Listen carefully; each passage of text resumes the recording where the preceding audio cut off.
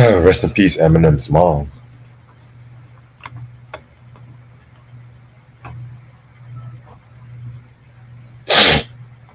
Hmm.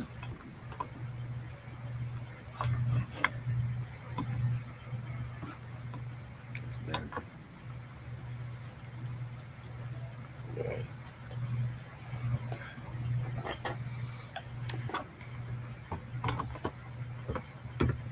I never want nobody to lose a parent. Never want nobody to lose a kid either.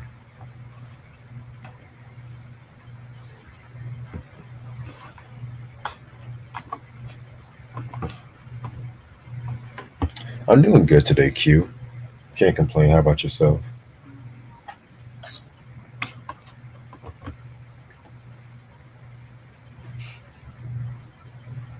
Shout out to Jalen for stopping through last night.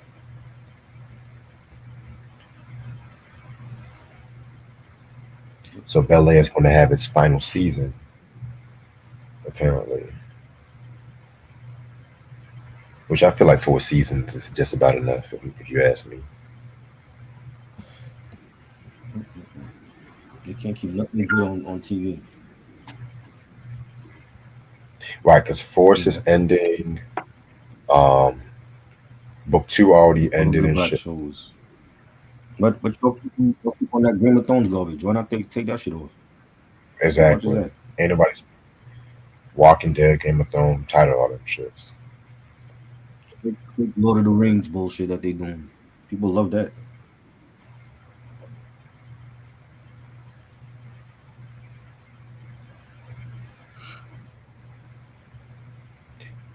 For a reboot, I'm surprised it went on for 4 seasons.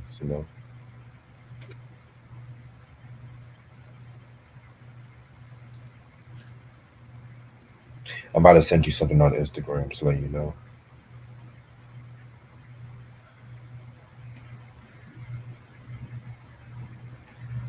Q said I just got my tickets for the Kendrick Lamar concert. Damn, okay. Yeah, because he's going on tour with what's her name? SZA.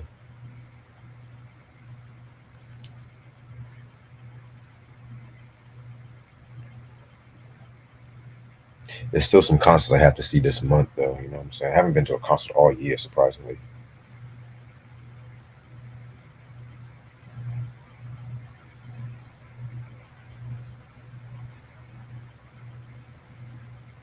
I know there's one concert in February in Atlanta I'm gonna go to. I may go see Mariah Carey this December. Probably that's gonna be next week. Yeah, I may see her next week depending on my money.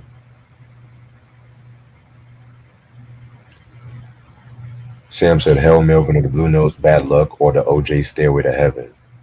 That's a great question. I gotta go with Stairway to Heaven on this one.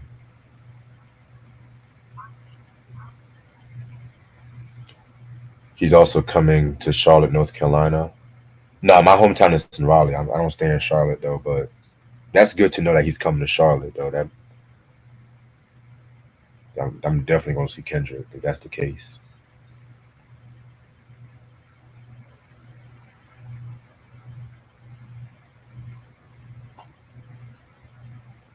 Would you want to see Kendrick Lamar live? Try.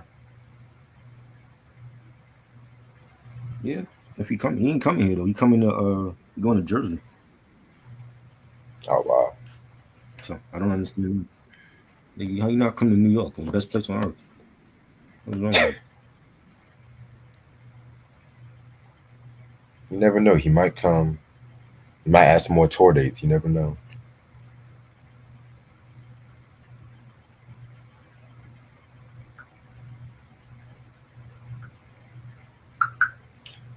Let's see a few more shit in the news.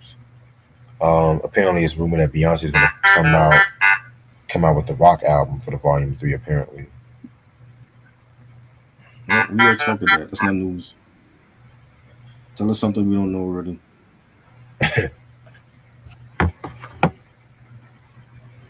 shout out to Coogee. He said he loves this Master Ace album. No, yeah. Coogee, where you at? Where you at? Show He's yourself. at work. He's always at work right now.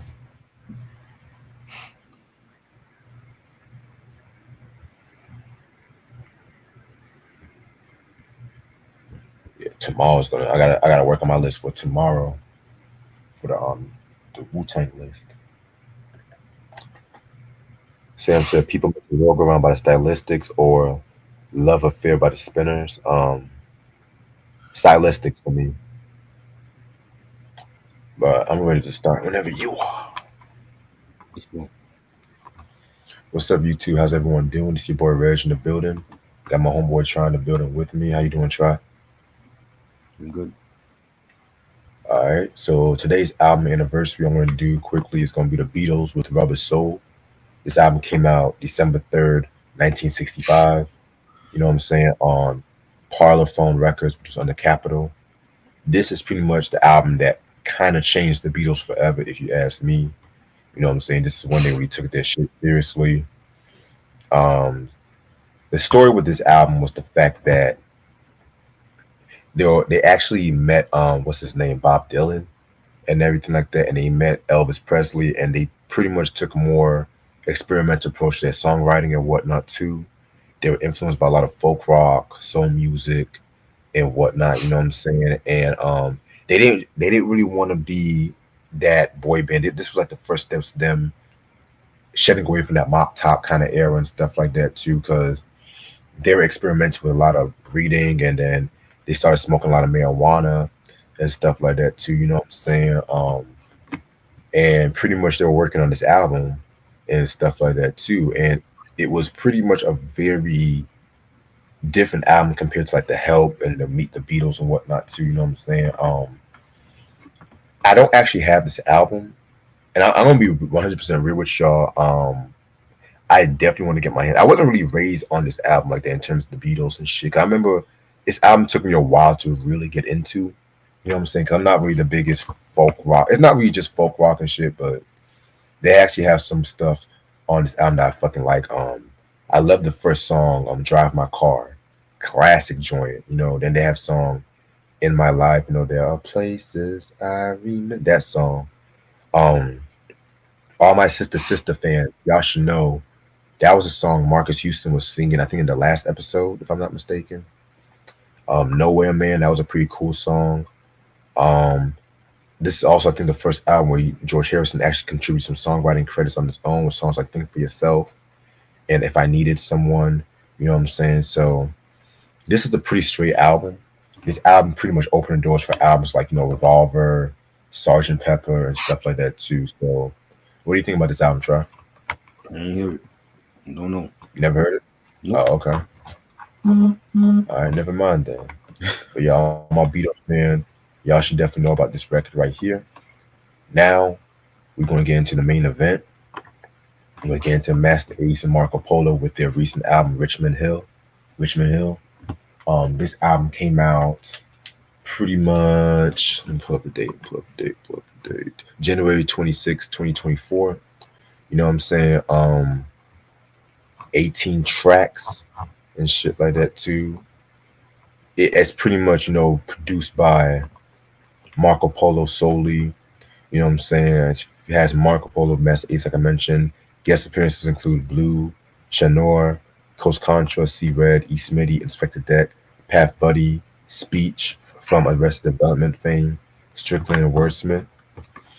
All right, so this was pretty much the second album after the other collaborated album. What's called Brooklyn Story and stuff like that. So, you know what I'm saying? And the way how Brooklyn Story was pretty much based on Master Ace, Richmond Hill is pretty much based on Marco Polo's neighborhood and everything like that too. Because that's actually a neighborhood that was centered in Ontario, Toronto and Canada and shit like that too. You know what I'm saying? So that's pretty interesting right there.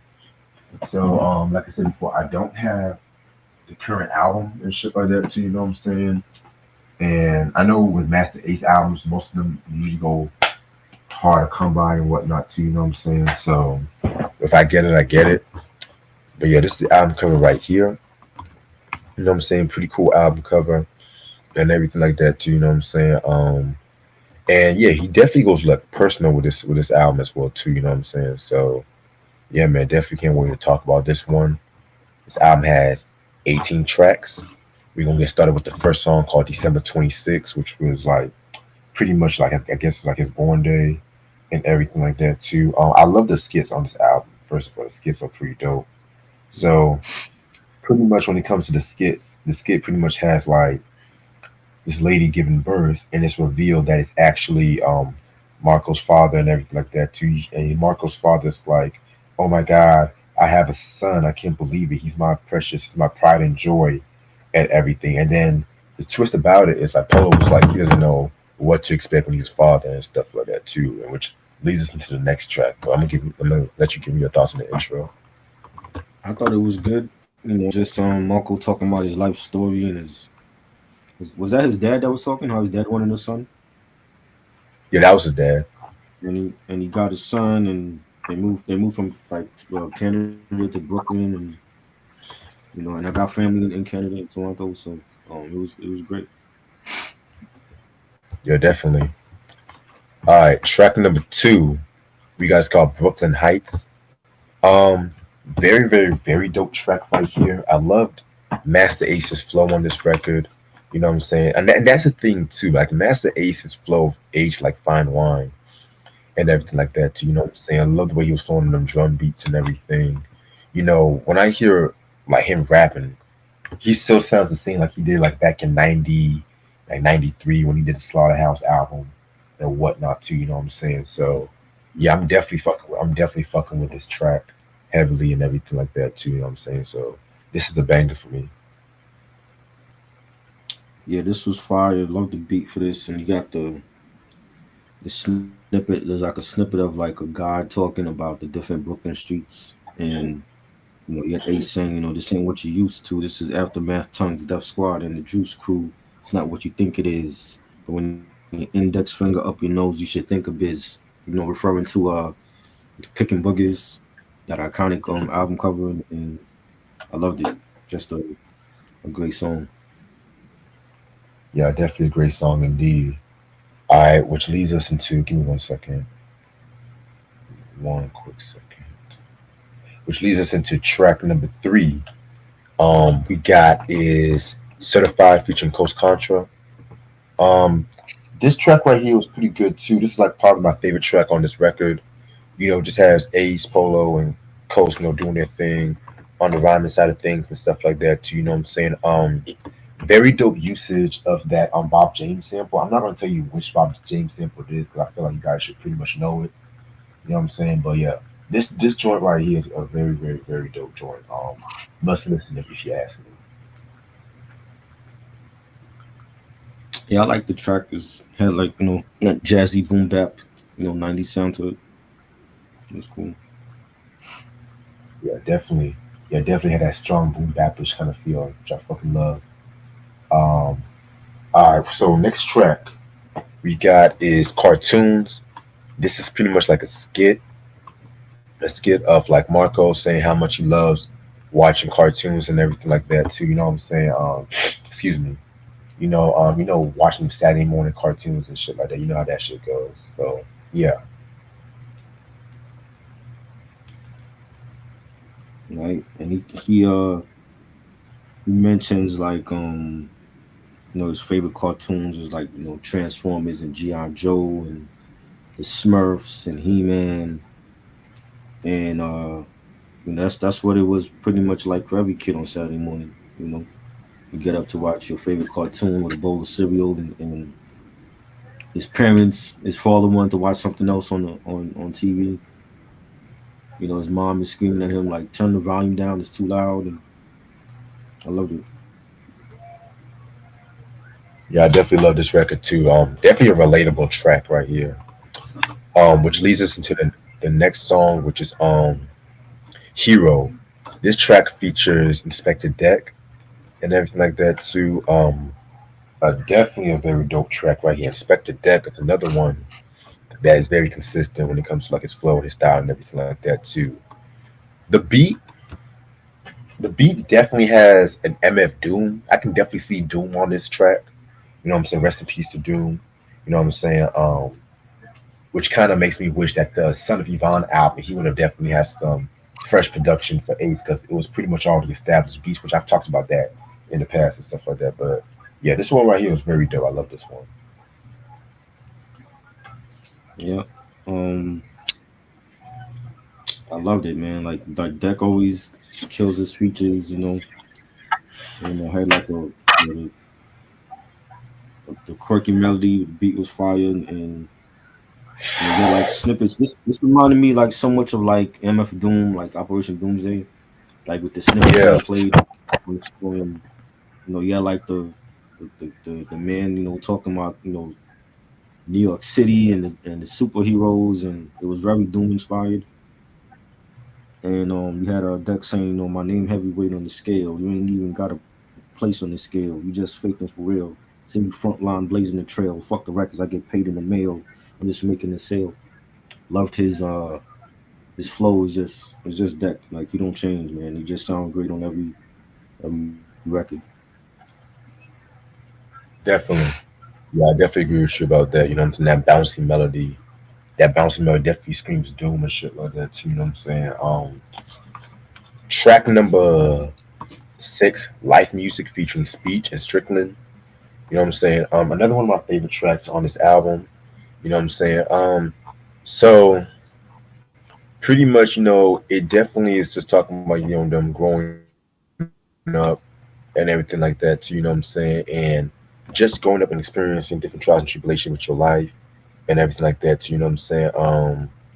Of course we all know Ace is was going definitely going through like the Graves disease, which made him take like a hiatus from the music from the late '90s up until like the 2000s and some shit like that too. Keep your head up, Ace. You know what I'm saying? Strickland definitely stole the show. I liked his verse and stuff like that too. You know what I'm saying? How he almost, threw his whole life away and stuff like that. How he almost lost his life and shit. You know what I'm saying? So this one was definitely pretty good. And then you had speech in the outro. You know what I'm saying? I'm not really the biggest speech fan. You know what I'm saying? But I do like some of Arrested Development shit. Some of them, but Was me was that personally, I'm speech kind on of the different. chorus doing the? Was that speech on the chorus Yeah, singing, life, life, life, life? That okay. I wasn't sure because it didn't sound like him to me. It sounded like somebody else. yeah, I definitely feel you on that. And he's not in the video either. Like they have a video for this. He's not in the video. So um Right. but it was dope. Like just like Ace was just giving like a positive, message in the song, and the beat was fire. He's saying, Brownsville certified, Rockaway and pink and shit. Hopefully we making an impact. That's significant. This is a night out with your friends and you kicking it, never giving up on your dreams, so you stick with it. Loved his flow on that, the way he wrote the beat. It was just dope, man. Definitely one of my favorites on here. Yeah, I definitely agree with you about that. You know what I'm saying? Um, next track we got is what's the next fucking track? Below the For the clouds. clouds. You know what I'm saying? Yes. Yeah, below the yeah. This joint was pretty dope. This actually featured Blue, on Blue and Exile and stuff like that. I like how the title is pretty much a play on the Blue and Exile album Below the Heavens, which I was never really a big fan of that album to be real with you. I know a lot of fans called it a classic album. I tried, I just never liked that fucking shit. I feel like it's kind of overrated, but that's beside it. And then Gangstar's classic song Above the Clouds. You know what I'm saying? But Mhm. this definitely is like one of the more dreamier psychedelic songs on this record. You know what I'm saying? Dare I say I did enjoy Blue on this record and shit like that too. You know what I'm saying? I feel like he definitely stole the show with this one. You know what I'm saying? That's surprising for me to say and everything, but yeah, it is what it is. And he Ace gives a shout out to Guru and Deck and Primo before the when the track starts. So I look at it like a sequel to Above the Clouds. This is Below the Clouds, Right. and it had like a really smooth melody. The beat was fire. You had Ace saying, you the type plan a heist, but you use the gun. I'm the type stand and fight while you choose to run. This ain't a sprint, it's a marathon. Used to buy fatigues up in Paragon. And then the chorus, get your head out the clouds. I know you want to make your mama proud, but you got to get your head out the clouds. I loved it. They need a video for this. They should have been a single.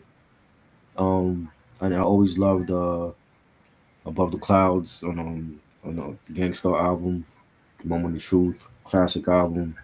The Below the Heavens was dope.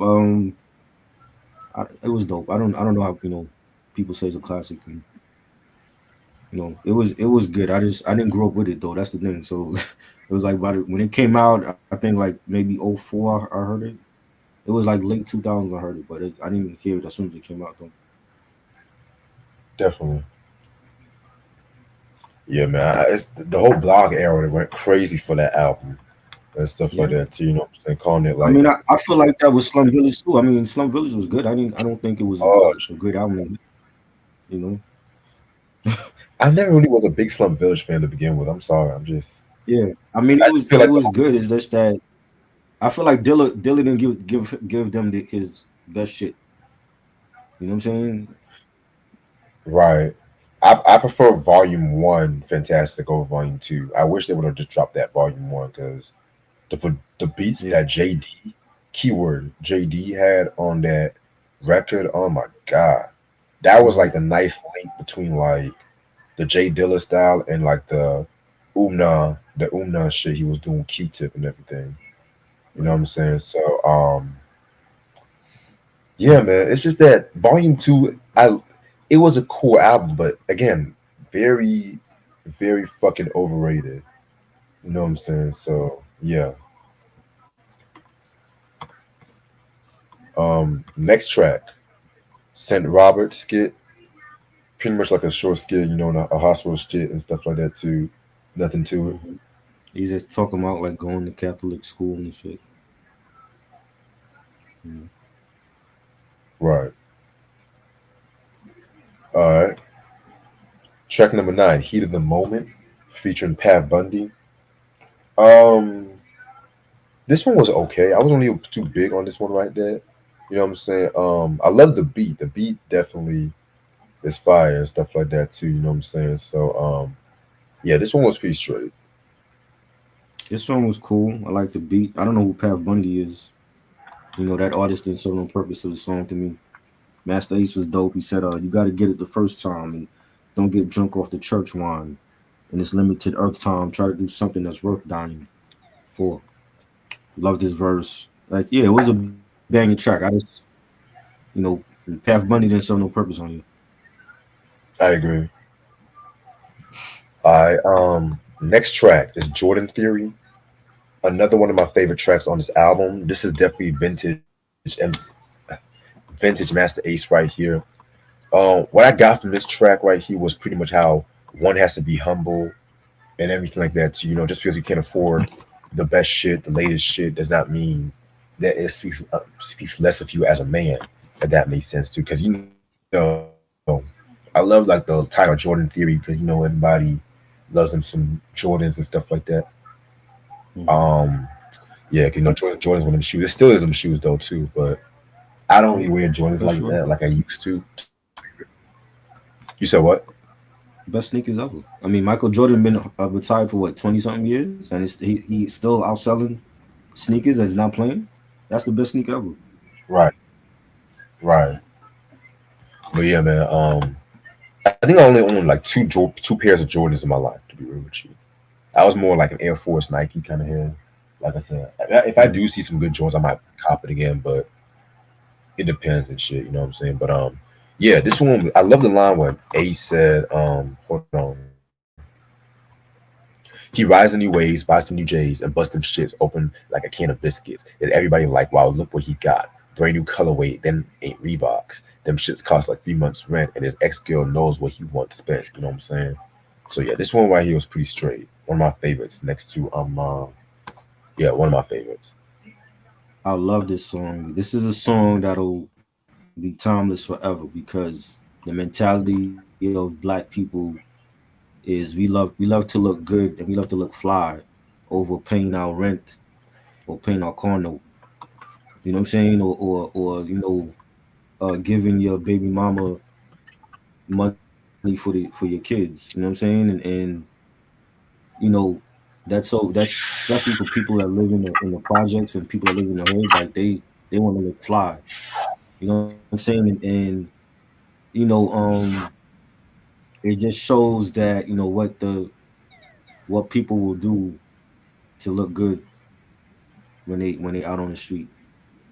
Michael Jordan Right. been retired for 20 something years, and his sneakers still outselling everybody. LeBron, KD, um, anybody, James Harden, none of their sneakers will ever sell like Jordans do. You know what I'm saying? Like Michael Jordan opened the door for these other athletes to get a shoe deal in the first place. You know what I'm saying? Like really to really make big money. Like before you had Magic and Larry Bird and Dr. J, but they wasn't getting paid like how Michael Jordan did. You know what I'm saying? Right. Shaq shoes don't sell no more. Like they had to retro his shoes. I mean, his shoes were selling in '92 because I had Shaqs. I had the Shaqs, but you know what I'm saying? He don't have that long staying power like Jordan do. Like Jordan is a brand. Uh, Like the logo, you see that logo? Everybody know that logo worldwide. Like you don't even got to like people that don't even speak English know that logo. You know what I'm saying? And when they have Jordan releases and people are standing online overnight or they're sleeping outside of sneaker stores just to get the newest Jordans and it becomes a melee and people get hurt, that's a serious thing. No other sneakers do shit like that. Not even Gucci. right. You know what I'm saying? And I love the message in this because what Ace is saying is that he has a video for this also. There's a video that was released for this a couple months ago and showing how a guy will rather spend $300 on Jordans than to take care of his family, and he will rather lose his wife and his family over a pair of J's. You know what I'm saying? And that still goes on.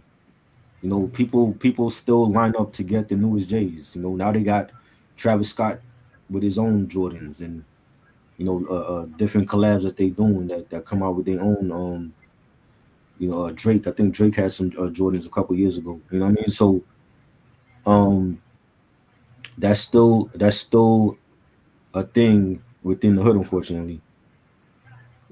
Like people will break their neck for a pair of J's over a pair of Filas or Pumas. You know what I mean? And just what he's saying, fresh pair of fours turn a present to God and being cold broke leave a resident scarred. Brand new Michaels make your life glow because time in the hood is unpleasant and hard. And it's just what he's saying is like, when he was little and he wanted the new Jordans and his mother was like, nope, can't have those. And it's almost like once people, if they didn't have that when they were younger and they finally got the money to get it, now it's like they indulge in that to the point where they can't stop because they remember when their parents told them, no, you can't have these. You know what I mean? And I've had Jordans, through my life, not every pair, but certain ones that I really wanted, I got. I still wear Jordans, but not all the time because I like different shit. But I wouldn't break my neck for every pair of Jordans. It's not worth it. You know what I mean? And I think people need to like realize that like you don't need to look like everybody else on the street. Be different and wear something besides what everybody else is wearing. Yeah, that's very well said, bro. Definitely, that's very well said. Yeah, man. Um, we're gonna get next to the next track. Scarborough. Oh, excuse me, I skipped the track. Money Problems from Shenor. This is another very dope track right here. This kind of is picked up from where the last song ended off and shit like that too. You know what I'm saying?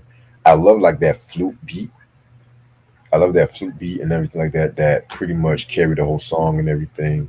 Shenor's verse was pretty straight too, so I definitely fuck with this one. This song reminded me of when Nas did "Money's My Bitch," which was supposed to be on the double album originally, but they ended up Yeah, putting it on I Am, and that's always been like one of my favorite Nas songs from that planned double album that never came out. And when he was like rhyming as the money right. and telling you like the pitfalls that come with being that money and that's how it was for this song. This was like their "Money's My Bitch" song. When he had Shane Noah, her verse was great, and she sang, "Learn me while you're young, so you won't stress older." maybe I'll be appreciated more by my next owner. So he's talking about being in the form of money and how people misuse money, how they mishandle it. And Ace is talking about like the pitfalls of having money and what comes along with that. And I thought the beat was fire, and this was a great collab. Yeah, I definitely love this collab too. You know what I'm saying? The next song we got is Scarborough, which is a skit. You know what I'm saying? Nothing really too much to talk about with this skit right here. Just continues on and adding on to the second album. So yeah, Yeah, I mean this was like a drug deal that went down or whatever, but that was about it. right. Which leads us into 15, track 15, PPE. Shit, I should pull this out. PPE pretty much stands for poor people everywhere. You know what I'm saying? Very dope song as well too. You know what I'm saying? I love that fucking beat. You know what I'm saying? Nice sample as well too that they picked up and shit. So yeah, this one right here is very dope. This is definitely the perfect kind of song. Um, Master Ace definitely should be on and stuff like that. And that's the thing too. Master Ace's storytelling does not Mm-hmm. get talked about. I gotta be Right. real, it does not get talked. Thanks.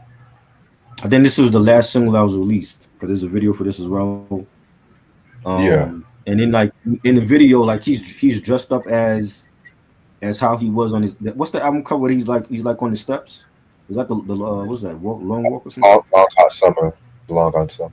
Long House Summer. Yeah, he's dressed in like the bucket hat and he has like a white robe on and he's like on his stoop and he's like writing and seeing all this stuff go on in his hood.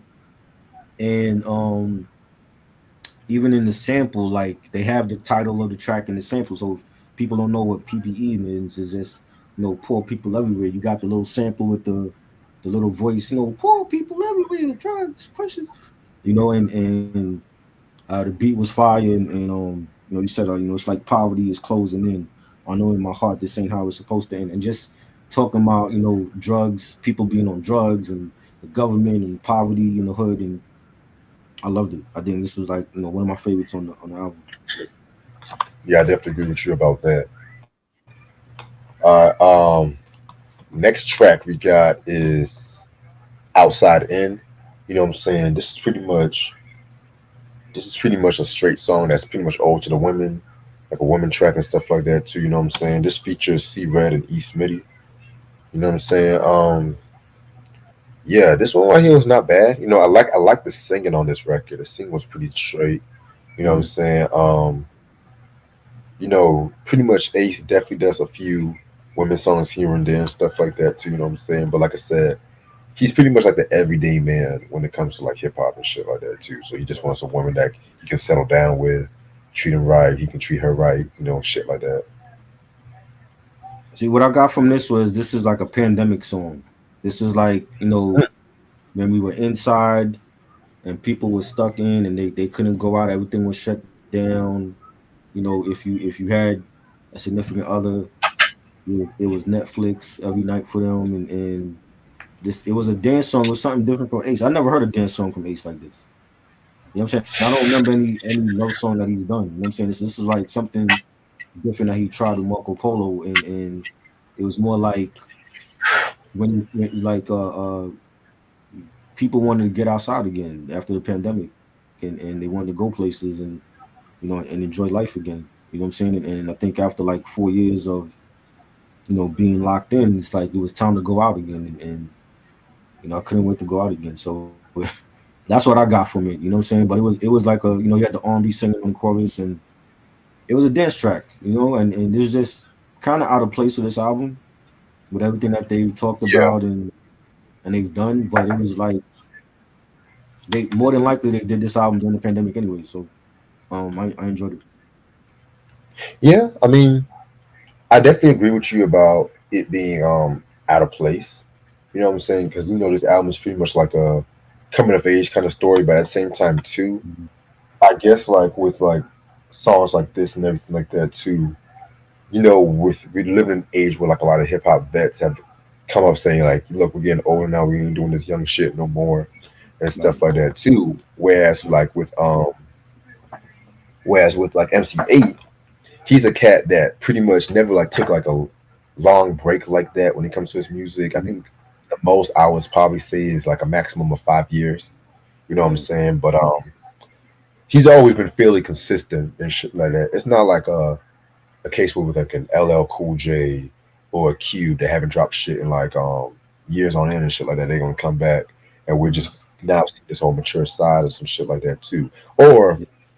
a better example, like a Jay Z's 444 and Mhm. stuff like that too. You know what I'm saying? Which that pretty much came out years after Magna Carta. I forgot how many years after. I think Magna Carta came out like 2015, one of them fucking years or some shit.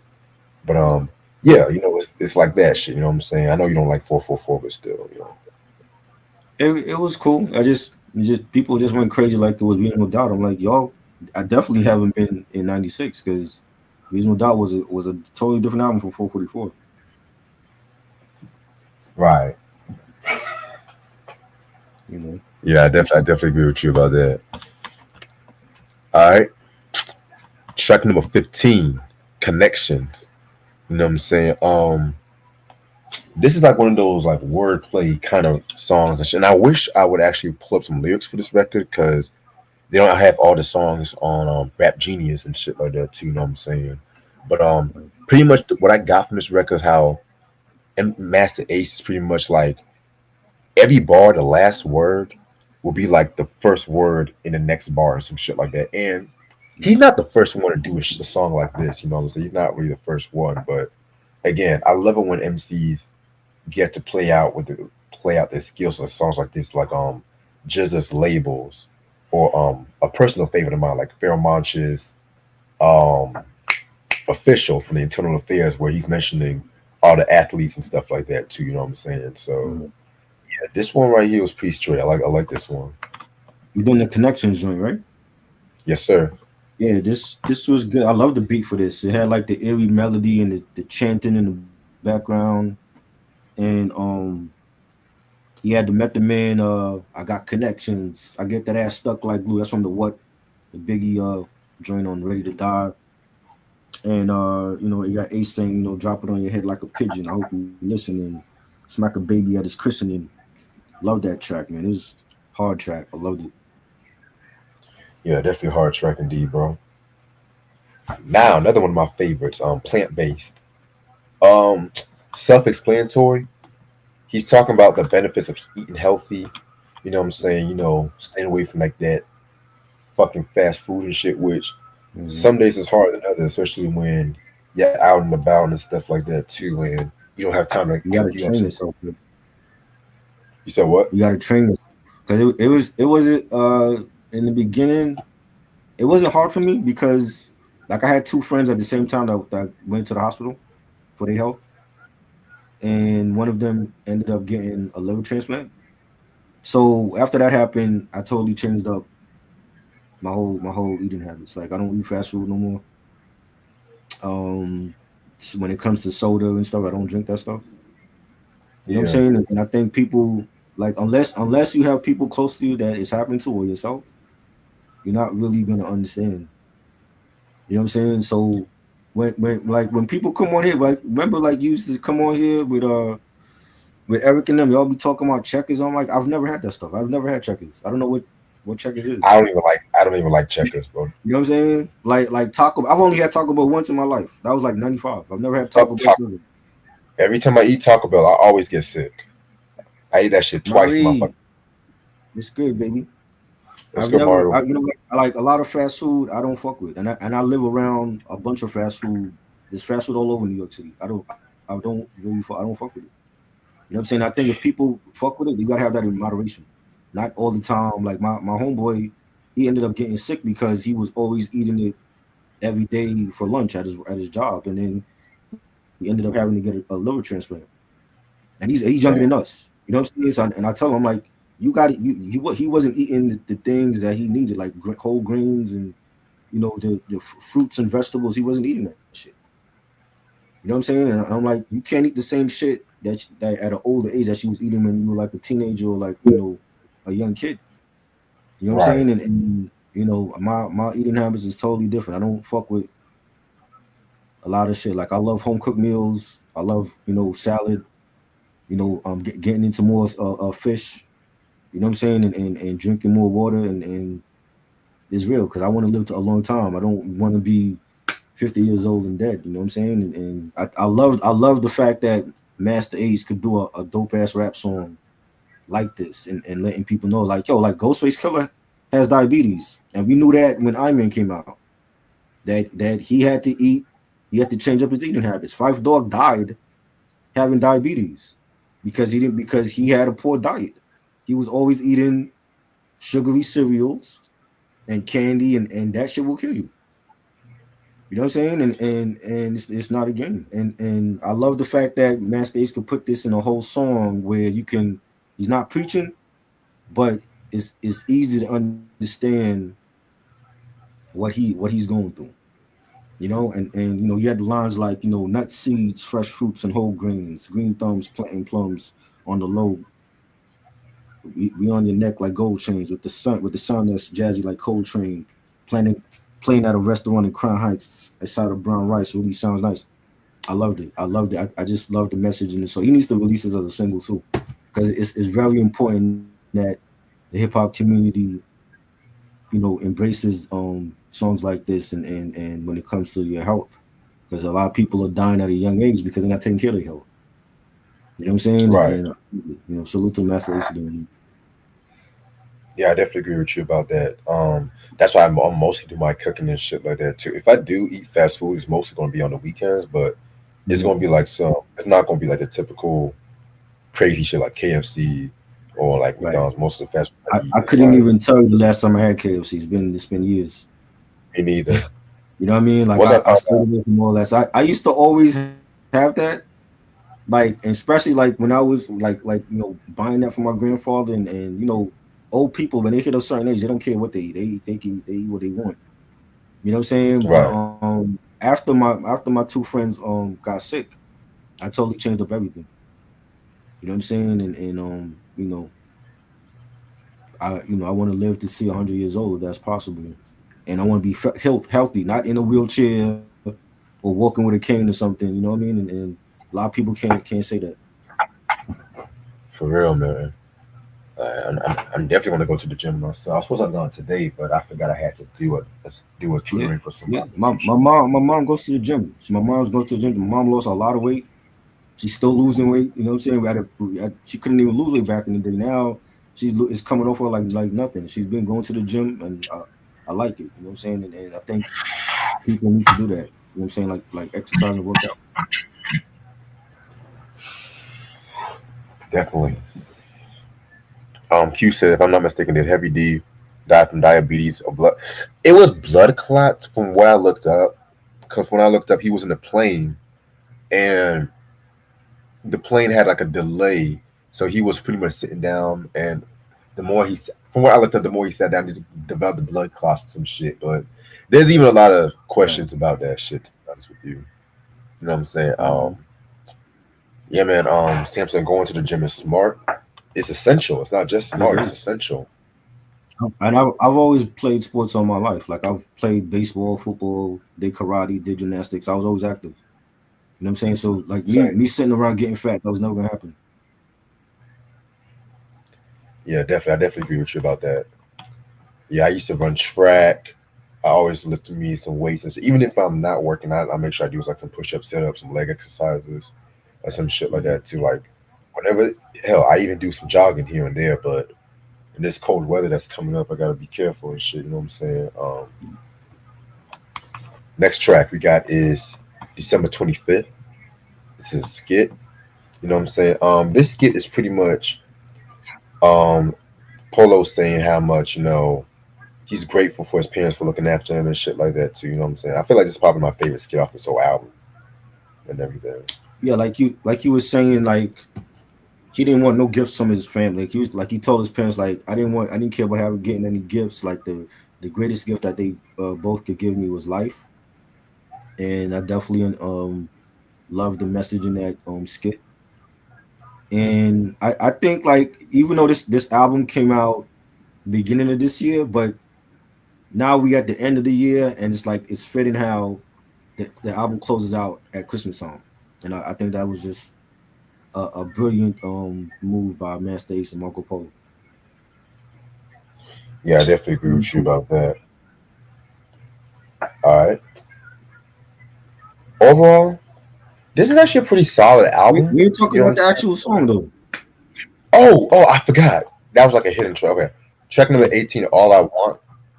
Um, that was actually a pretty dope song. It's like a wish list, you know what I'm saying, which features on Wordsmith as well too, you know what I'm saying? All the things that he wanted, no materialistic shit. So yeah, I definitely love that. like Ace is like all he wanted is the truth. Because now I got the truth. I should have had it in my youth. Now I'm walking back inside the booth. We say we going up, then we jumping off the roof, and then Wordsworth comes in and he says, all I want for Christmas is Santa Claus, the cops for cops to understand the laws and stop arresting us with their cameras paused. And I feel that for sure. I definitely feel what he was saying. That was a great verse by Wordsworth is very underrated. Punchline and Wordsworth like two underground legends. I had a homeboy that knew one of them. He used to go to school with them, and yeah, definitely a great way to end the album off. Yeah, I definitely agree with you about that. Overall, this is actually a pretty solid album. I don't know if I like this more than Brooklyn Story though, you know what I'm saying? I feel like Brooklyn Story had a harder edge, but this definitely was a nice continuation. Production wise, I feel like production was very good. It had that nice mixture of underground, but not like hardcore underground, not like Right, no Griselda underground, more like underground, but still radio friendly, if that makes sense too. Like right. I said before, I never have no complaints with Master Ace. Marco Polo also did his thing. This is like a dope ass chemistry between two MCs, MC producer, Right. whatever you want to call it. You know what I'm saying? I'm gonna give this album a 4.5 out of 5. This is definitely I a love contender it. for I think it's one of the one best of the albums. top Yeah. 10 top 10 rap album of the year. I love the boom bap production from Marco Polo. Severely underrated as a producer. He's done a lot of great stuff with like Boot Camp Click and with Ace and so many others. And I loved his production. The songs, the different messages that the different topics that Ace talked about. Poverty and the pandemic. Is eating healthy, um, just so many different topics. Just life is in itself. He touched on and having the different skits. Now I love the skits more on the Brooklyn album. I think they were better. But these the skits on here was cool. I just like the other skits on the Brooklyn album and the songs. They picked the right singles for this album. Poor people everywhere. I love the Jordan Theory song, Money Problems, Below the Clouds. I'm definitely giving it 4.5. Like I said, it's one of the best top 10 for me of 2024. And it's just boom bap, grown up boom bap rap, and it's great. I love it. Yeah, I definitely agree with you about this. What's your opinion on Static Shock? I wasn't into that. That's more Reg. He was watching that show. Static Shock, that was a pretty dope show. You know what I'm saying? That's a show I actually have to rewatch from start to finish because it's been years since I've seen an episode in full and everything like that too. But I like the risk that the show has taken, especially for a DC superhero show. You know Right. what I'm saying? I think some people from Batman the animated series worked on that show as well too. Like they were talking about like racism, school shootings, which I felt like it was Right. very different from a lot of like the DC shows like Batman the animated series, which I fucking love, Mhm. Superman the animated series and shit like that too. I heard they were trying to do a reboot of it. I hope they do not, to be honest with Was it you. wasn't he doing a live action movie with what's his name Nick Cannon? That was rumored years ago, but nothing came from it. Thank God for that. Because Nick Cannon got too many kids to be worrying about. No Static Shock. I can't see Nick Cannon playing him anyway. Because they also said he was supposed to have done a live action Freakazoid. I was like, you better not. Yeah, No. I heard that too. No. Hell, I would have made a So, better live action Freakazoid and shit. Y'all saw my costume and shit. least favorite cartoon? What's your least favorite cartoon? Whew. Least favorite, the Ugh. GoBots, because the GoBots were like the bootleg Transformers. I didn't like the Wait, that came GoBots. out before Transformers, actually. But Transformers was more popular. They had the better characters. You know, Mm. I didn't care for the Man, GoBots. if I had to pick one least favorite cartoon on top of my head, I might piss off a lot of people, but I never was a big Ben 10 fan, to be honest with you. Ben 10. I got It, like it's young cousins that was into Ben 10 and shit. They were watching it. uh, and this is when Cartoon Network still had some steam. Well, let me stop because they will still had a couple of great years after. But Ben 10, it was just a typical white man looking. It was like a poor man's version of X Files, if you ask me, and everything like that too. You know what I'm saying? I feel like they were trying to copy what Nick did with Danny Phantom a little bit. Mm. You know what I'm saying? But I have so many least favorite cartoons to be real with you. So that's just one of them that came on top of my head. I only remember these shows because they had like toys with them, and like have like an 18-year-old cousin that when he was little he was into Ben 10 and Danny Phantom and all that shit, Drake and Yeah, Josh Danny. and all that crap. He was into all that stuff. Yeah, Danny Phantom was cool. It had a bad final season though, to be real with you. You know what I'm saying? Yeah, man. I like a lot of cartoons to be real with you. Like I love cartoons as far back as like Rocky and Bullwinkle, shit like Real Yeah, Ghostbusters, Flintstones. I was into Um, Rocky. I mean, they were okay, but they were goofy. And then when I started watching the violent cartoons, that's when I started fucking with them. So yeah, yeah, like the goofy shit, I can't really fuck with no more. I mean, it just takes me back to when I was 4, like the Smurfs and the Snorks, and you know what I mean. I can't watch them shit no more. I love the GI Joe, Smurfs. yeah, Yeah, I black love the Smurfs. I cartoons. never. I mean, black cartoons. I mean, you had Arnold. Arnold had like that show where he played an angel, the Gary Coleman Oh show, God, God. and that didn't last long. And you had Mr. T had like the gymnastic kids with him. Fat That didn't Albert last for me.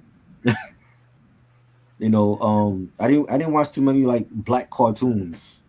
A lot of them wasn't good.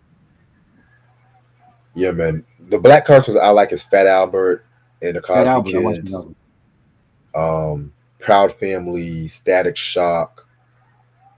On top of my head, there was one black cartoon, Class of 3000, where Andre 3000 played like a music teacher. So I You know what I'm didn't even saying? watch it. Yeah, that was a pretty cool cartoon. Yeah, I mean that. Like I said, like Try was right. There was not really a lot of black cartoons that I never liked. The PJs. That's one show I never fucking liked. I never. Was that the And one they, with the claymation? yeah, they had so I many watched talented. it once in the blue. I watched it once in the blue, but not all the time. Yeah, they had so many talented people, but it just something was just about that show I never really fucked with. Yeah, I I'm gonna stay on just for like it 5 more wasn't minutes and a lot of good ones. It's just like the sitcoms. There wasn't a lot of great black sitcoms until like the 90s. I disagree. I highly What disagree. was great? What was the? I mean, other than Cosby Show in a different world, what else black sitcoms that was great I can in the name you 80s? five. Good Name me Times, five. Sanford and Son. In the 80s? Uh, In the 80s? were you talking I about thought black sitcoms? Sanford and Son was 70s. No, I thought you said black sitcom before the '90s. I thought that's No. what you were. I mean black sitcoms in the eight. I said until the 90s, like black sitcoms in the 80s. It was Cosby Show, Different World for Us, and Family Matters. That was it. 227, Amen, um, That was cool. Frank's Place, the I didn't watch Tim French Reed Place. show. Who's on that? Who was on that? It was Tim Reed and his wife Daphne Maxwell Reed and shit. It only ran for like one season. That was Um, before Sister. way before Sister Sister. Yeah, Yeah, I think the my same mom used to watch that shit, but I didn't watch it. the same dude who made WKRP made that show. But yeah, hell, I would even say Different Strokes on okay before they got two very special episode isk. Yeah, Um, I couldn't even tell you the last episode of that. So if you want to count Benson, I fucked with I Benson. didn't If you watch want to count Benson. him, I didn't watch it. huh? I didn't watch Benson. But yeah, there were some great black sitcoms like before Benson was 1990. like the black Mr. Belvedere. That's what he was. The hired help. You know, that's what he was. Like he was the hired help. Mr. Belvedere, same shit with him. Yeah. Benson was just Uh, funny. But I mean, I wasn't like glued to watching it though. yeah, it was funny on occasion. Yeah. There's another black I show. prefer the sitcoms from the '90s. Martin, Living Single, Bel Air. You know, those are my shows. I didn't miss those. You know, Wayne's Rock. Brothers, Rock. I know you have to throw in the Rock. You know, Jamie Yeah. Foxx show. Like those were the better sitcoms to me in the '90s. Those are the ones I was watching. I say like the golden age of black sitcoms is maybe like 84 to 99, if you ask me. Those to me is Okay. a golden age. And 2000 definitely wasn't watching none of that shit on there. There What was was some. the Oh, Bernie Mac there was. show? Whoa, I whoa, was not whoa! Hold watching on, any. hold on. Bernie Mac. We ain't gonna do Bernie Mac. We ain't gonna do Bernie Bernie Mac Mac is like a that. great comedian, but again, a lot of these comedians had their own show and it didn't last. D.L. Hewley had his own show. That shit didn't last. Oh, that Marlon was Wayans had his trash. own show. That shit didn't last. Oh yeah, Marlon did have Yeah, his that was show. on Yeah. NBC. That was on NBC. I didn't watch none of that shit. The Red and What? Meth show, I think I watched like maybe 1 or 2 episodes and then they canceled that shit because they wanted them to act like buffoons on it. Yeah. To me, the best black sitcom in the 2000s, The Boondocks. To me. I ain't watch it like that. I didn't. I wasn't watching a lot of TV in the 2000s, man. I was out. Yeah, man. But yeah, man. That whole the UPN era is like they were just giving any black person a sitcom on UPN and shit. Because I was looking through Wikipedia. I was like, damn, this person had a show on UPN. This person had a show. Eve had her own show. I never liked that Eve show, and I love Eve. And again, talented people was on that show, but Uh-huh. you know what I feel sometimes, Try? You know what I feel? Mhm. I feel sometimes these white producers, a lot of these pilot scripts was like rejected by the major networks. So when WB Yeah. and UPN were looking for shit, they took like this quote unquote white aura, threw some black people in there, and then all these years you have all these actors talking about there was like 12 white writers and 3 black writers and shit. Cough cough, Malcolm and Eddie and shit like that. You know what I'm saying? Because let's be real, Malcolm and Eddie, you would throw in any white actors and shit like that. They would have promoted the hell out of that shit. They would have put that shit on like NBC right after Seinfeld or some shit like that. But again, the major networks, unless if you were like Fresh Prince or Family Matters, they weren't picking up a lot of black sitcoms. So the You Fox, know what I was watching? If anything, it was the HBO lineup on Sunday. Sopranos and The Wire, yeah, yeah, Entourage, True Blood. That's the shit I was yeah, watching. That was it. I wasn't fucking with network TV. yeah, definitely the Sopranos. We have to talk about Sopranos at some point. Yeah, yeah. I'm You gonna know, stay on for Boardwalk 3 more Empire. minutes. Remember that one? Boardwalk Empire. That was a good one. I never actually watched Boardwalk Empire like that. I'll be real. Yeah, that was good. You had Oz. Um, I didn't like. you had How to Make It in America. Even though that lasted like 2 seasons. You know that could have been good if they had promoted it. But that's really like the only shit I was really like fucking with at that time. It wasn't I don't remember shit off of network TV during that time. I wasn't watching none of that. mm, yeah, man. Because there was another show. There was one show on that I wish would have was longer run. It was, you remember that show called Sparks? It was James Avery was in it, Terrence Howard, Vivica A. Fox. Oh I my didn't watch it. god. I don't I remember that think that show. was started on When did that that was come on on? NBC. You said what? What year was that? That was like 98 it ran for like 2 seasons though. It was about a black Mm, father who had like a lawyer for him and whatnot and 2 sons and shit. It was on NBC, then it went to UPN. don't remember it. And this is when NBC was trying to cash in a lot of the black sitcoms like In My House, and then they had that Holly Robinson Peach show For Your Love. Oh, how can I forget hanging with Mr. Cooper? I remember that. That was the one. That was the one with her husband was on there, right? Her real life Yeah, husband. yeah, yeah, yeah, Rodney Pete. He used to be an NFL quarterback. I remember that. yep. I remember that. They were trying to cash in on their whole friend's success and shit. You know Yeah, what I'm saying? The same way how but friends try to it didn't bite last off. long though. Like they ended up canceling it like after a while. Yeah. The same way friends try to bite off living single, for your love try to bite off friends. It's kind of crazy though, but Yeah, that's what they they want called to it have for your love. for your love, yeah. I thought it was called the Holly Robinson Peach Show or some shit. Like you know damn well. They didn't call it that. Nah, that was But I nah. didn't. I remember seeing a commercial for that, but I never watched it though. That's a long ass title for a show. The Holly Robinson Peach Show. That's I mean that's her name. You know what I'm saying? That's her married name and I shit. know, So I know, but that's a long ass title.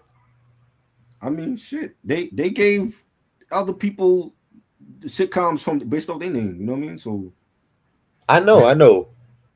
But like Steve Harvey show, Jamie Foxx show, Holly Robinson P. right, That's Steve Harvey, right. ain't nobody gonna say all. Ain't no, they gonna shorten that shit out the Holly show or some shit or Jolly Holly or some Holly, shit. Jolly Holly. Oh, there was another. Remember that one show called Thea? Remember that show? With Brandy and Ray J was on there. Yeah, I remember that one. Yeah, Jason Weaver. Yeah, Jason Weaver was on that too. yeah, it was. Yeah, Jason Weaver. I think he played one of the sons or some shit. I thought Ray J was on that also. Now Ray J was on the Sinbad show. Okay. Yeah, Ray J didn't Yeah, I ruin this remember. show. Yeah. No, Then she died. She died, right? nah, she's still alive. She's alive. I'm getting her She still mixed does up with Nell stand up. Carter. Yeah. Yeah. Yeah, Theo, yeah. I yeah, Nell remember. Yeah. Carter. Yeah. Yeah, man. You, honestly, if that show was like on NBC, I feel like it might have like a solid run because ABC, when it comes to black sitcom, they only know unless it's like Family Matters, they know what to do. Like Hang with Mr. Cooper, That was a that shit good was show. trash after the first They, season. they fucked it up though. They fucked it up. You know. Hell, you can say they fucked up Family Matters or try to make like a Black Happy Days because I the mean, show is supposed to be a black family in I Chicago, feel but like they focused more on like the white shows, and the white shows was good. I loved Full House, and I liked Step by Step and yeah, Perfect Strangers, but they kept Sabrina on for like forever. Sabrina was on with the fucking talking cat and shit. But you want to get rid yeah. of our shows, but you got a talking cat with a witch on for like how many seasons that was on.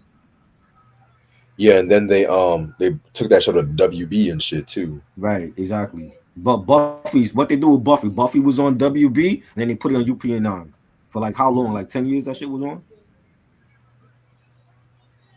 You know.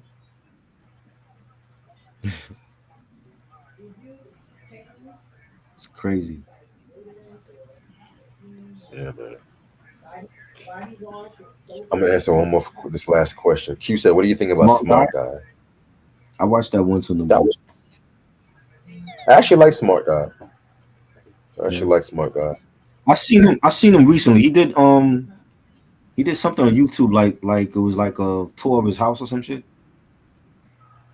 Oh wow. Did you see it? Yeah, it was like I don't know, it was some video he did like a there's like a like what the MTV used to have the cribs. So he did like something like that. And it was like he was like touring his house and he talked about when he started being an actor when he was like a little kid and all that. Right. I didn't even notice it was him. Like he looks so different now. Yeah, man. Yeah, man. It be like that sometimes He need too. to get his sisters back together and talk again. That's just crazy how they not talking no more. Honestly, I don't know why they putting some of their business on social media like that. I Yeah, feel I mean like that's what niggas do. I don't know why, but I just think to see like Tia and Tamara not talking, like that's just crazy. Like niggas grew up on sister, and now they like bitter enemies and shit. and that's the thing. I don't even think they're enemies. I just think that they just grew apart and shit like that too. I feel like the media is trying Yeah, to but make them they need enemies. to talk. Bro. They need to talk. That's your blood. They need to talk. You You never know? know. They might be talking. You never know. I feel like people making a whole big deal. Oh, they weren't invited. You don't know what she's doing. Y'all don't know what she's Exactly. doing in her Instead life. of like going on these talk shows, because all these talk shows love gossip, that's gonna bring in their views. Call your sister up and talk behind the scenes instead of putting it on social media. Q said that's like Malcolm Jamal Warner and Eddie Griffin. Not technically, because what their issue was they had different styles of comedy. Like Eddie Griffin was more influenced by Richard Pryor, and Malcolm Jamal Warner came from the Cosby Show and shit like that. But Mm-hmm. their issues was with like the writers on how they're depicted on That the shit, show. You know what I'm saying? that shit was bad. Because I never liked that show. they went through the show ran for like 4 years, and Malcolm Jamal Warner said in an interview they went through like 5 executive producers. That's why each season was like a different feel and Mm-hmm. shit like that It too. wasn't But gonna rap. somehow, some way, that show was so popular, the last like 5 seasons and shit. Somehow, some way, but Once they changed writers, the show go downhill. I was a huge fan of True Blood, and like after season 3, they switched writers and it went downhill from there. It's never got back the same type of like great stories that it had in the first 3 seasons. So once they change hell, writers, it's already a wrap. I'll give you another example. Sanford and Son, when Mm-hmm. Aaron Rubin was executive producing the show in the first 3 seasons, it was a more down to earth Mm-hmm. kind of show. But then when they had those Jewish producers with I think his name was Alston Bob Tulsa Scene. I'm Mm-hmm. fucking up the name. I know the guys that was producing What's Happening. They made the show more Mm-hmm. cartoony and some shit like that too. Still funny, but a little bit more goofier and shit. You know what I'm saying? And mind you, Right. Aaron Rubin was a white guy. Mind you, Mm-hmm. you know what I'm saying. Right. And then you saw what happened with New York Undercover. The last season, the fourth Oh, season, jeez. trash. They killed off Eddie. They got rid of the whole damn cast except for Malik Yoba and Lauren Velez. Changed up the music and then they canceled it. And it's crazy. It's like when we talked about that show, all because they asked for Mm-hmm. more money, they slowly started picking up. Like try to add in that white cop. Then they had that Yeah. episode after Pop got shot. They want to take out the whole hip hop music. Like the later Mm-hmm. third season episode, they had like Hispanic music, alternate pop. I'm just like, Mm-hmm. what the fuck? What the fuck is this? Shit. I want that down R&B jazz, Natalie's like Brandy and Tevin Campbell Mm-hmm. doing. I think the closer I get to you, Right. like fuck. Dick Wolf, man, he just didn't know what to do, man. He's like he And, was so and to focused on think Law and that Order. that TV show had 2 soundtracks. I don't know any TV show that had 2 soundtracks. But I You need know to what I get mean? that Night of Natalie soundtrack. I got the '95 soundtrack and shit. Bro, that shit is mad expensive. Oh, I I got seen connections. the hip hop one on vinyl for like $100. Shit, I saw that shit too. I'm glad I got it on CD and shit. You know what I mean? But yeah, I'm gonna end this off right here because I gotta get a little bit of rest for work and shit. But this has been a fun ass review and discussion. So tomorrow we're gonna do the top 5 RZA beats of classical albums and shit like that too. You know what I'm Yes. saying? And this is gonna be kind of fun. I gotta work on my list tonight when I'm I at feel like work. we need somebody else. We gotta get is Cavace busy? I gotta hit Cavace up. We gotta You get can hit him up. somebody else on here. I feel like this is gonna be like an epic one. Yeah, definitely. You know? I, I can probably hit him up because he just liked the video and stuff like that too. So I'll probably hit him up. Right. You know what I'm saying? So um Thursday we're gonna do our sitcom retrospect on WKRP in Cincinnati and shit like that, Mhm. which also had Tim Reed in that show too. Ironically. You know what I'm saying? Q said, "What are your thoughts on the Parkers?" Funny I ain't watching. show, funny show, horrible finale. That's all I'm gonna say. You know what I'm Never saying? But watched it. yeah. And then Saturday we're gonna do our top hip hop albums of 1994 and shit like that too, which that's gonna be another fun one. And You know what I'm hopefully saying? Uncle Freezy will be in the house with us, and we're gonna have Ant and some other people. It's gonna be a party. Yeah, yeah, man. Cause Now, how we doing it? Like how are we doing it? Like the last battle, or like how are we doing this? yeah, we're gonna do it like the last battle and shit. Yeah, So it's gonna be like a tournament type of thing, like each album against each yeah, album, 30 album. Okay.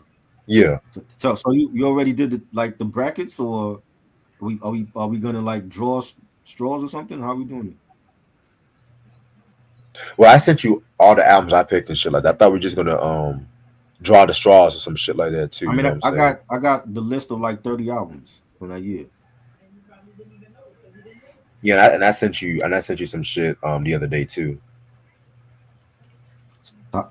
I know, but I'm saying like, how are we actually picking the brackets? Are we gonna like draw it on live stream, like Yeah, Warren just G against Illmatic, or how are we doing it? Ready to yeah, we're Die just gonna against draw it on. Mac? We can just draw it on the Huh? live stream and shit. Okay, Yeah, that's gonna be but interesting. I feel like we should use EV Mux for the '94 thing. I should feel like we should use that because we used that the last time, and just in Shit, case we got more. I mean, shit. Yeah, just in case we get more than four people and stuff like that too. You know what I'm saying? So I feel like we should use that. Um, Yeah. also, At some point we should try using we should try using X. We should try using Twitter, because like on Twitter you could play music on the live stream. okay, I'll look into that. That'd definitely be You know what I mean? something we I can look mean, into. I don't know. Like I don't have Twitter, but I know like being on Uncle Freezy's live last week, he was on Twitter and he was able to play music on it, and then they didn't block him. Okay, I can definitely look into that and shit. Yeah. All right. Also, too, I think my surprise vinyl lot may come tomorrow. They say it was supposed to come late tonight though, but it still hasn't came Okay. yet, which I'm kind of about. But yeah, I'm definitely. All I know right now, I know I'm gonna have some albums I never had before, so I might have some repeat albums here and there too. So yeah, this definitely gonna be a fun ass shit. So anything you want to say before we head out? Nope. Can't wait. What time we going live tomorrow? Um, we're gonna go live at 6 p.m. tomorrow. All right. Wu-Tang, top 5 RZA beats from the Wu-Tang solo albums. I can't wait. It's gonna be fire. Something Definitely. different that we haven't done. Yeah, man. I love it. Yeah, I love it too. Yeah, man. Other than that, hope everyone has a good night. I'll talk to y'all later. Appreciate this try as usual.